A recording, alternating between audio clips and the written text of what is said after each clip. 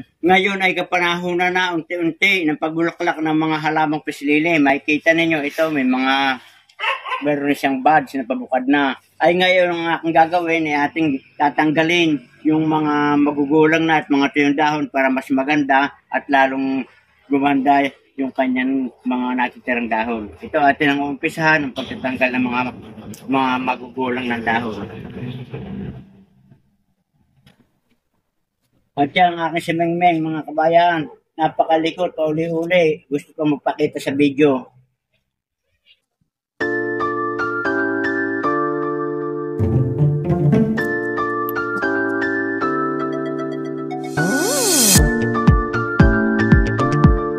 Ito natapos na nating malinisan ang pislili. Ay ito atin magdidiligan para mas lalong maganda.